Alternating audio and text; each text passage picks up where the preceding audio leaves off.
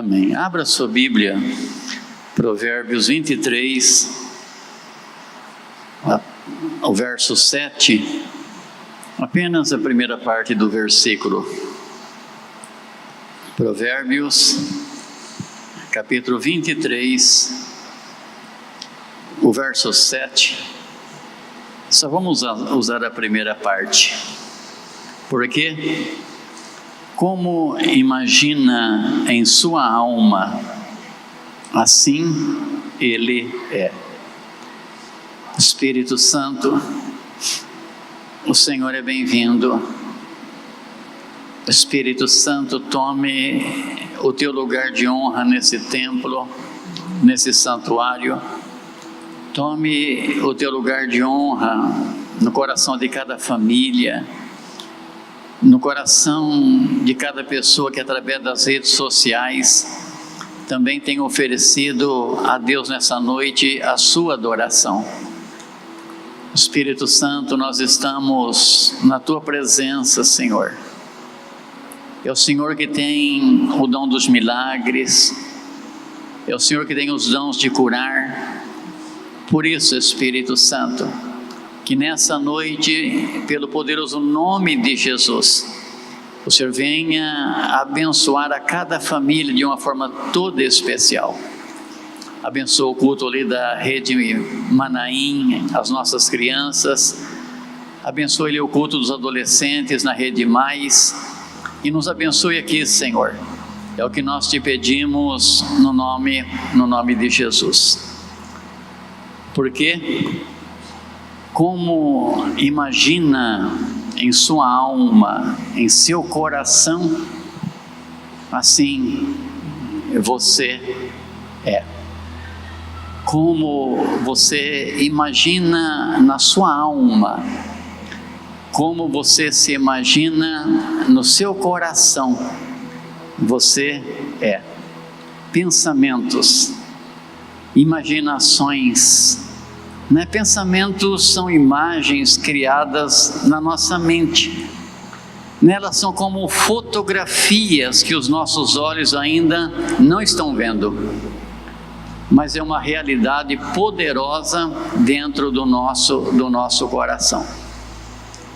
Quando uma pessoa tem uma mente inspiradora, né? Quando ela consegue transformar esses pensamentos criativos da mente, olha, com toda certeza, todas as pessoas serão beneficiadas por aquilo que uma mente saudável, uma mente inspiradora, uma mente abençoada, ela consegue produzir. Olhe para a sua volta. Tudo que você se alimenta, tudo que você vai beber, vestir, saiu da imaginação de alguém. Alguém pensou na sua roupa, alguém pensou na qualidade da sua água, alguém pensou no seu alimento. Tudo que você está vivendo hoje é fruto de uma mente inspiradora, é fruto de um pensamento inspirador. Seu celular, seu carro, toda a tecnologia que facilita a sua vida, são resultado das imaginações da mente inspirativa para o bem das pessoas. Viu como é que os pensamentos eles são importantes? Porque tudo que a gente planeja, tudo que nós vamos fazer, primeiro vai nascer na nossa mente. A gente joga no nosso coração, e aí do nosso coração se transforma naquela realidade abençoadora que a gente espera. Só que também a contraponto disso, tudo que for maligno, ruim, acaba se transformando em sofrimento à humanidade. As armas de destruição em massa, as guerras, a corrupção, as drogas, as traições, também são resultado de mente inspirativa para o mal das pessoas. Quer seja, as pessoas pensam coisas boas ou pensam coisas ruins, vai acabar favorecendo ou vai acabar trazendo sofrimento para muita gente aí. Então é por isso que a gente precisa ter muito cuidado, gente, com o nosso sistema emocional. né? Como que nós precisamos da ajuda do Espírito Santo de Deus na nossa alma, como que nós precisamos do toque do Espírito Santo na nossa mente, para quê? Para que a vida abundante que Jesus ofereceu para mim e para você, realmente a gente pode viver, queridos, né? Muitas vezes a gente vive uma vida que Deus não planejou para nós, mas a gente pensa que Deus planejou, né? E Salomão, nesse versículo aqui de Provérbios, ele traz de uma forma muito clara, né, que o ser humano e a sua qualidade de vida começa por aquilo que ele pensa, que ele imagina a respeito de si mesmo, porque como imagina em sua alma, assim ele é. Se nossa vida é fruto de uma mente inspirativa, Salomão, ele vai revelar para nós o que a gente precisa fazer. Olhe para o seu coração, né? A gente é fruto da nossa inspiração. A gente vive momentos da vida segundo o que passa pela nossa cabeça. É por isso que eu sempre falo para as pessoas que o nosso maior campo de batalha é aqui dentro, gente, né? Se a nossa mente estiver boa, se a nossa alma estiver bem, né, todo o nosso corpo, toda a nossa vida vai estar bem. Mas se a nossa mente não está bem, se o nosso coração ele não está bem, olha, a vida da gente vai ser muito, muito ruim, muito ruim. Mas eu quero pensar um pouco com vocês aqui nessa noite, como é que eu posso, pastor, mudar o conceito que eu tenho de mim mesmo, né? Como que eu posso mudar a forma de viver, né, que Deus planejou para mim? Então Salomão, ele vai mostrar que a gente precisa começar, gente, mudar até a forma de pensar. Por quê? Porque nós temos a mente de Cristo, e se nós temos a mente de Jesus, a gente precisa começar a pensar o que Deus pensa a respeito da gente, né? Tem muita gente aí, né, achando que aquilo que o diabo pensa, está pensando de você, coisas ruins que está passando na sua mente, se acha que é coisa de Deus, e é do capeta, não é de Deus não. Então ele fala, como você se imagina na sua alma, como você se imagina no seu pensamento, você acaba sendo. O que é imaginar? Né? Imaginar é criar ou conceber na imaginação. É uma fantasia, uma invenção. Ninguém pode imaginar, né? Ai, pastor, ninguém pode imaginar aquilo que eu sofri. Então, Jeremias 29:11, né, ele vai dizer, num texto que a gente prega muito aqui na igreja, mas que sempre traz para nós um ensinamento profundo. Jeremias 29:11, porque eu bem sei os pensamentos que tenho a respeito de vocês, diz o Senhor, pensamentos de paz e não pensamento de coisas ruins, para dar a vocês esperança e para dar a vocês um futuro. Tá? Deus diz assim, olha, porque eu sei o que eu penso a respeito de vocês. Vocês sabem o que vocês pensam a respeito de vocês mesmos?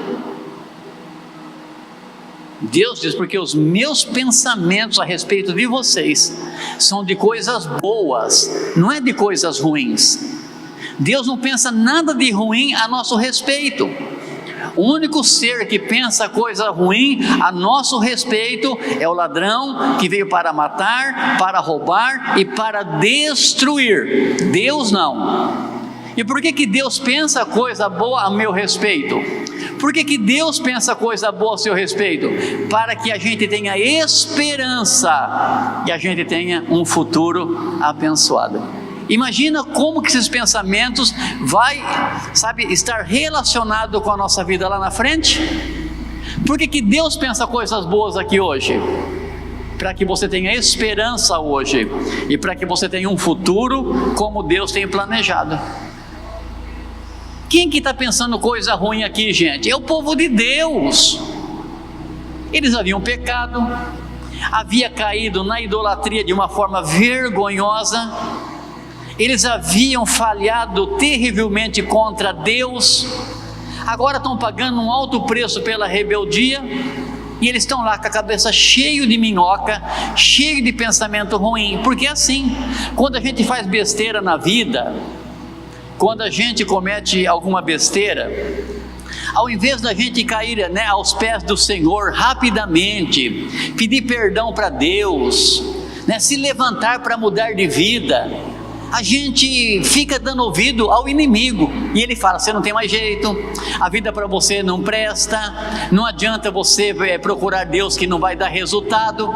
E a gente, ao invés de cair aos pés de Deus, para passar a vida limpo logo, a gente fica dando ouvidos aos pensamentos negativos da parte do adversário, e a gente não consegue acreditar naquilo que Deus pensa de bom a respeito de nós.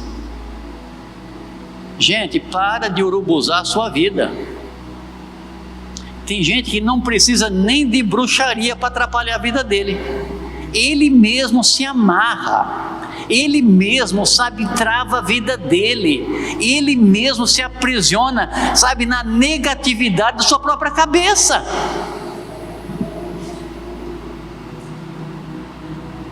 Então tem pessoas que não pensam nada de bom, quer seja a respeito de si mesma, não pensa nada de bom a respeito da sua família, não respeita, não pensa nada de bom a respeito do seu trabalho, da sua fé, da sua pátria. Quando ela vai pensar a respeito dela, eu nasci para sofrer. Quando pensa a respeito da sua família, a família do vizinho é melhor do que a minha. Quando pensa a respeito do trabalho, olha, meu trabalho é tão ruim, o trabalho daquela pessoa que é melhor do que o meu. Gente, para de viver a vida dos outros, por favor. Começa a viver a sua vida, começa a viver a sua família, começa a viver a sua fé, começa a viver a sua igreja, começa a colocar esperança no seu coração. Começa, a mudança começa aqui dentro. O profeta Isaías, lá em Isaías 55, ele no capítulo 8 e um pedacinho do 9, ele vai dizer assim: porque os meus pensamentos não são de maneira nenhuma os vossos pensamentos. Deus não tem tempo a perder pensando coisa ruim, queridos. Deus não tem tempo para ficar pensando naquilo que não dá certo. Aí ele fala: assim como os céus são mais altos do que a terra, assim também os meus pensamentos a respeito de vocês são mais altos que os vossos pensamentos. Deus está dizendo: eu penso melhor a respeito de vocês. Então busque nas Sagradas Escrituras. A Bíblia é o fruto de um pensamento divino que foi escrito. Deus foi pensando coisas boas em relação ao ser humano. Deus na sua mente foi criando promessas em relação a nós, e o Espírito Santo foi inspirando pessoas para colocar os pensamentos de Deus no coração dos escritores bíblicos, para deixar revelado a nós quais são os pensamentos que Deus tem a nosso respeito. Então leia a Bíblia, entendeu? A Bíblia é o fruto dos pensamentos bons de Deus para nós. O Vando falou aqui há pouquinho, nossa, a gente ouviu uma palavra, será que só estamos ouvindo ou não temos que colocar em prática? Quando Deus diz: os meus pensamentos são mais altos que os seus pensamentos, que os meus pensamentos são melhores do que os seus pensamentos, sabe o que Deus está dizendo? Começa a pensar como eu estou pensando, porque eu vou levar você mais alto do que você jamais pensou, do que você jamais imaginou chegar. Gente, Deus é lindo. Não tem como não se apaixonar por um Deus tão glorioso, tão maravilhoso, tão bondoso como esse nosso, Então, assim como os céus são mais altos do que a terra, assim são os meus pensamentos mais altos que os vossos pensamentos. Deus quer me levar mais alto que eu jamais pensei e consegui pensar na minha vida. né? Deus tem aquela capacidade de surpreender a gente, queridos.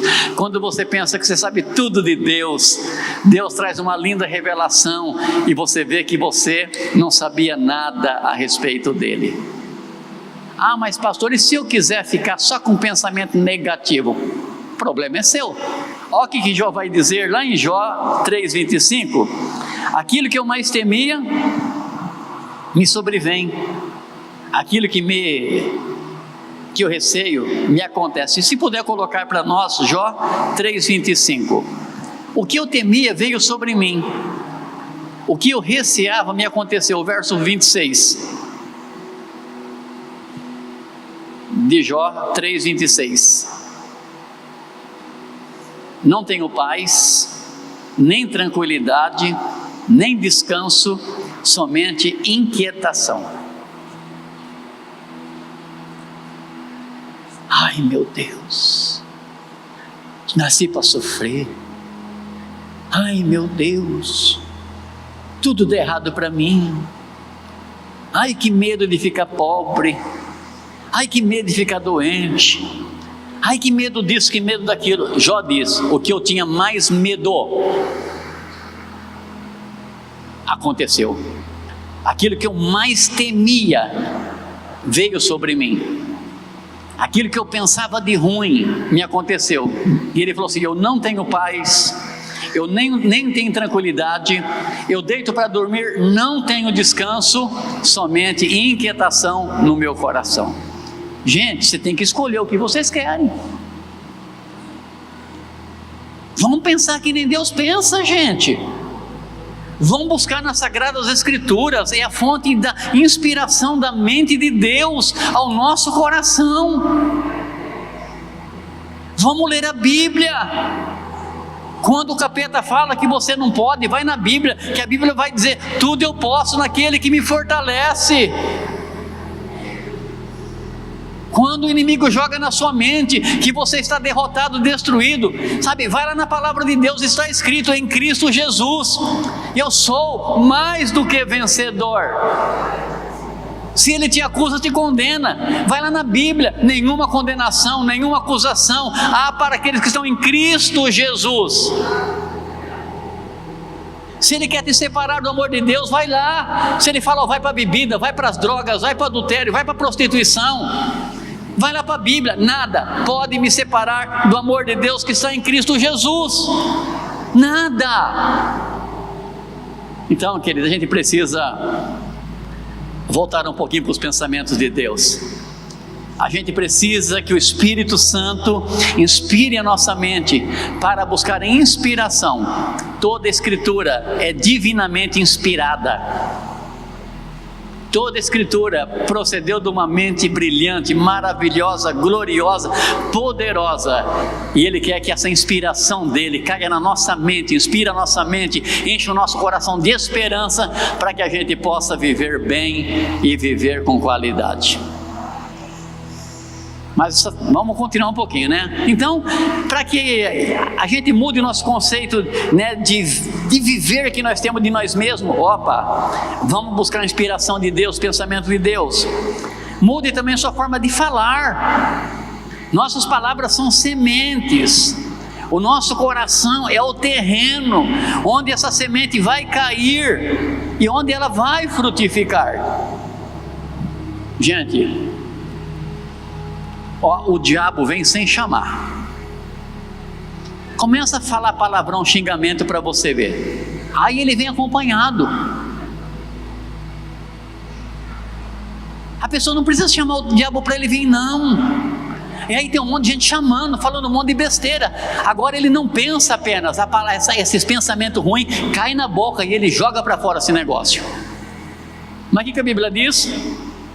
Efésios 4:29.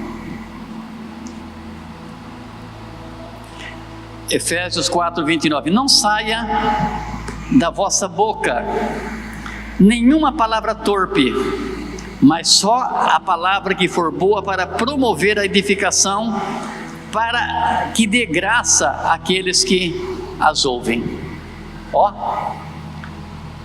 Né? Se puder colocar para mim aí Efésios 4:29. não saia da vossa boca nenhuma palavra torpe, mas saia da sua boca só a que for boa, para promover edificação e que venha dar graça àqueles que estão ouvindo o que você fala. O que é torpe? O que Paulo vai dizer? Não saia da sua boca nenhuma palavra torpe. Torpe é sinônimo daquilo que é asqueroso, desprezível, imundo, que causa vômito, que é nojento, que é repelente, que é sujo e que é depravado.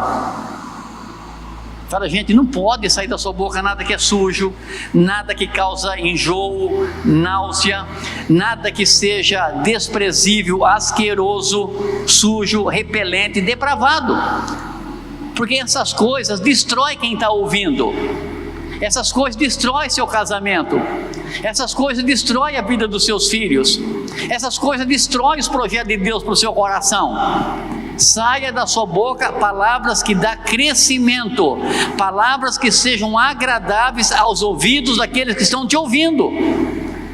As pessoas gostam de ouvir o que você fala. Apenas as palavras que for útil para edificar os outros, conforme a necessidade, para que ela conceda graça aos que estão ouvindo. As nossas palavras precisam construir, as nossas palavras precisam edificar. O que Jesus diz? Aquele que ouve a minha palavra e as coloca em prática no seu coração, essa pessoa será comparada a um bom construtor, que quando vai construir, ele cava fundo, até achar a rocha, coloca o alicerce, coloca o fundamento, constrói a sua casa, uma casa à prova de vento, de tempestade, uma casa à prova de tribulação. E essa casa é construída sobre o quê? A palavra que você ouve, a palavra que você guarda, a palavra de Deus que você coloca no seu coração, gente. Falar. Então, cuidado com os xingamentos, né? A sua esposa vai ser o que você fala. É uma jararaca, e ela vai te picar. Pastor, meu marido é um tranqueira. Você vai ter um tranqueira na sua vida, você fala que ele é. Entendeu? Pastor, a coisa tão difícil lá em casa. Mas vem cá, você está falando coisa bonita para ficar fácil? O que você está falando está construindo seu casamento? O que você está falando está construindo a sua vida familiar? O que você está falando está construindo os seus sonhos? Ou quando você fala, as pessoas que escutam a sua palavra amarelam, desanimam? Vou pular fora desse casamento, vou pular fora desse relacionamento, porque não dá para aguentar uma coisa dessa. Mateus capítulo 12, verso 36 e verso 37. Mateus 12, verso 36, o verso 37. Mas quem está dizendo aqui é Jesus, tá? Não é o pastor Euclides, não. Mas eu digo que no dia do juízo, os homens haverão de dar toda a conta da palavra inútil que tiver falado. E tudo que eu falei hoje, alguém anotou. Tudo que você falou, alguém anotou. E Jesus está dizendo: porque pelas suas palavras vocês serão absolvidos, ou por suas palavras vocês serão condenados. O que te salva? O que você fala. O que te destrói? O que você fala. Gente, Jesus está dizendo. Então cuidado. Ele vai falar que a boca, ela fala daquilo que está cheio o coração. Se o nosso coração é bom, se o nosso coração está cheio de esperança, cheio de coisas boas, a nossa boca só vai falar de coisas que têm esperança, de coisas que são boas. Agora, se o nosso coração está azedo, gente, a gente só vai jogar para fora limão que não dá limonada. A gente fica ácido, fica doente, fica chato. Então você pensa, né? Aí você vai ter que falar, né? Então está pensando coisa ruim, ó, fecha a boca para você não falar coisa ruim, porque tudo que você falar você vai dar conta. Quem vai colocar você no céu é o que você fala, quem vai jogar você no inferno é o que você fala. Então, gente, vamos dar uma maneirada na língua. O salmista vai dizer, se eu não me engano, no Salmo 116, ele vai falar assim, ó, coloca uma guarda na minha boca, né? É uma tramela, não é? Aquelas tramelas que a gente usava no interior para fechar a porta, era uma tramelona desse tamanho, né? A gente tem que pedir, Deus, coloca uma tramela na minha boca, Senhor. Né? Por quê? Porque, gente... E olha, querido, só o sangue de Jesus é que pode apagar essas palavras quando a gente se arrepende e pede perdão delas, tá?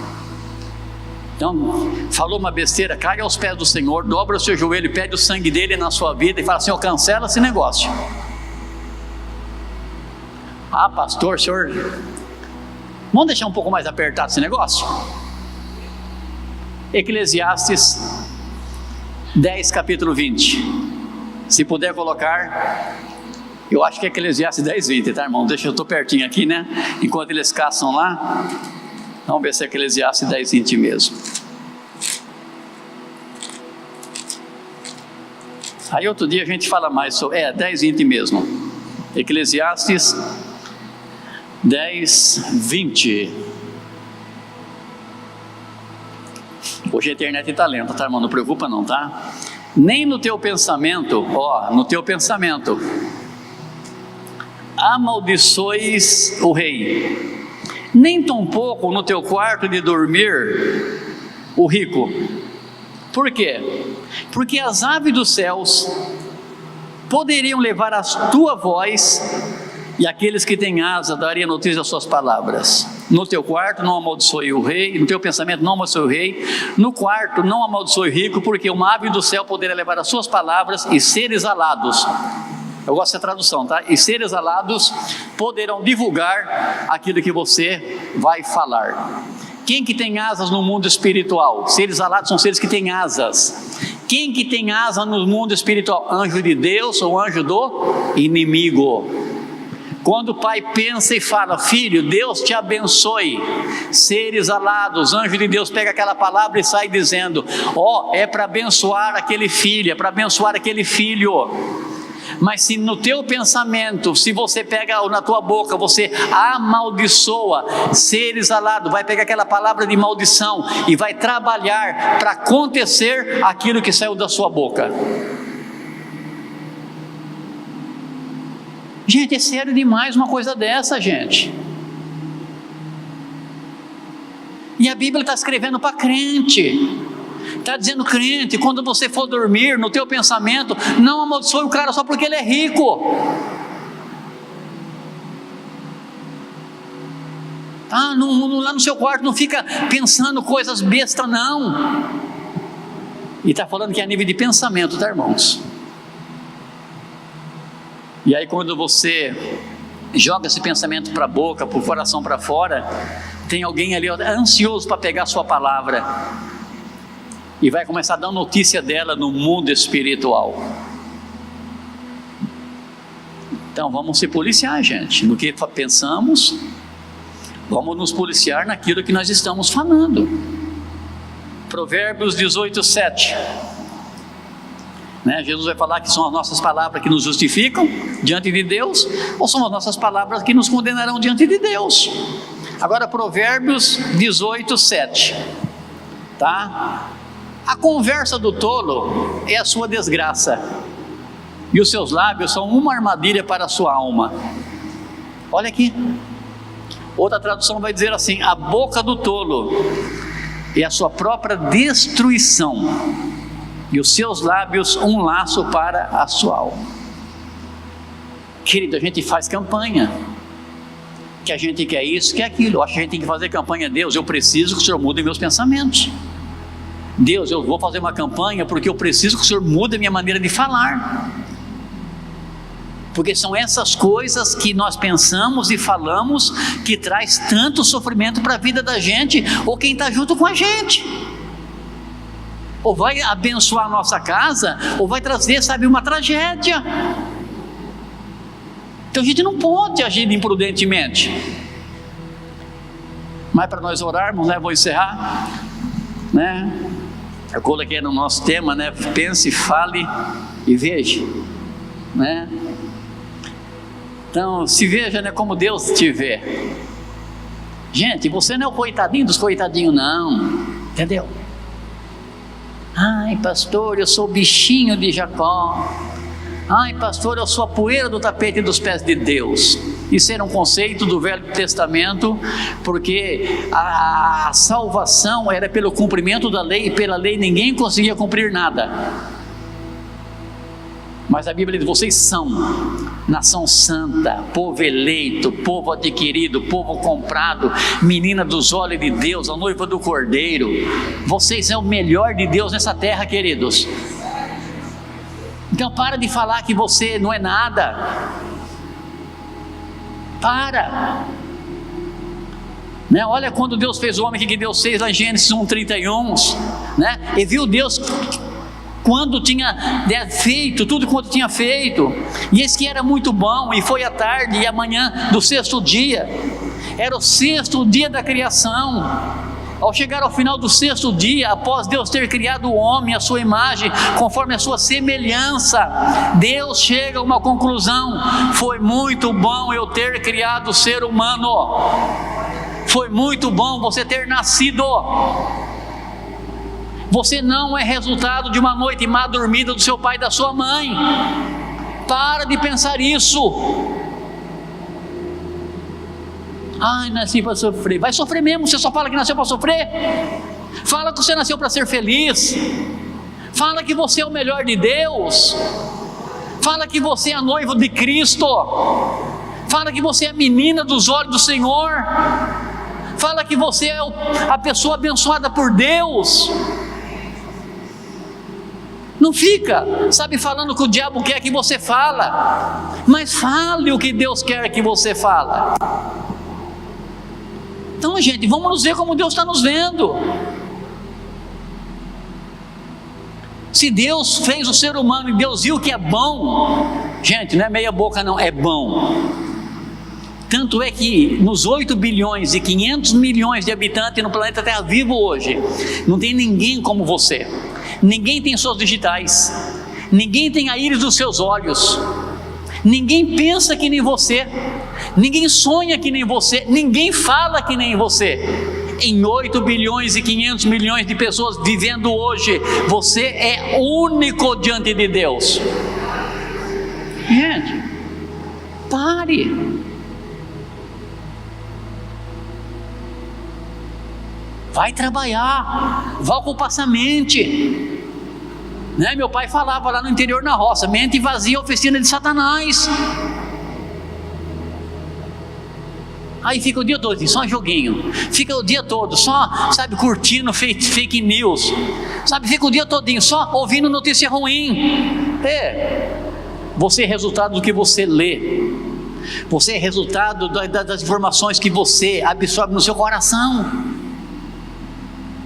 Então, gente, vamos ler a Bíblia, vamos pensar que nem Jesus pensa, entendeu? Vamos falar da maneira que Ele fala, né? Eles vão prender Jesus e volta de mãos vazias, e as pessoas falam assim, os religiosos falam para os meirinhos, né, para os policiais: ué, mas vocês não prenderam Jesus? Nunca ninguém falou que nem Ele. A maneira que Jesus falou o livrou da prisão, gente. Gente, fale que nem Jesus. Pedro tenta se camuflar no meio das pessoas comuns, quando Cristo estava sendo julgado, né? Ele está perto de uma fogueira e uma mulher fala: você é um deles. Não, eu não sou, blasfema de Jesus. Ela fala: não, você fala que nem Jesus. Ela fala: eu estou olhando para você, estou vendo Jesus em você. Ainda que você está negando, você fala que nem Jesus. Queridos, nós precisamos falar que nem Jesus fala, nós precisamos pensar como Jesus pensa, entendeu? E nós temos que nos ver como Deus Ele nos vê.